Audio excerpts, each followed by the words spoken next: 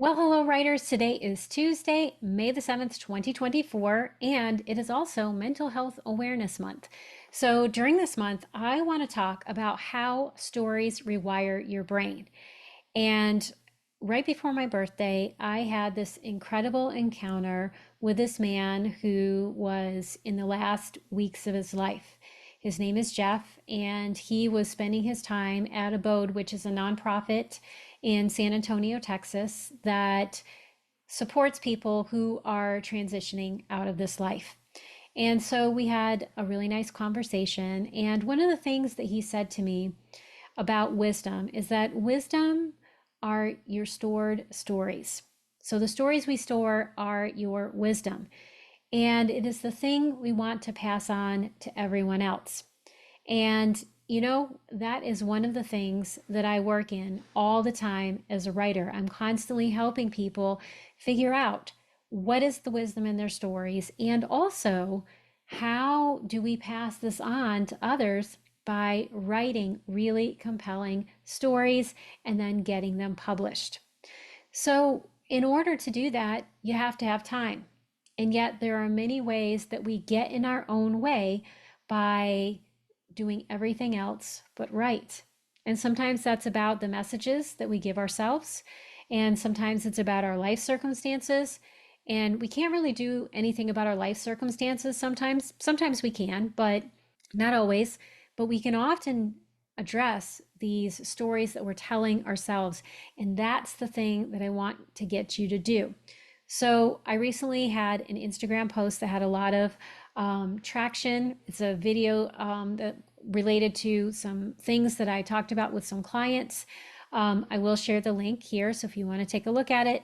But also, I offer the 3 questions that I think every writer needs to ask. And when you ask these questions, you're going to get really clear about what level of priority writing needs to have in your life. So if you are watching this on YouTube, you'll see these questions in the description.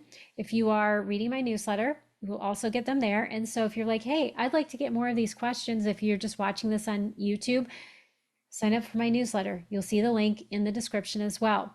So that's what I explore in this week's newsletter. We're also going to explore other ways that writing helps us rewire the brain and how it supports our mental health and our health in general. So we're going to be talking about that this month.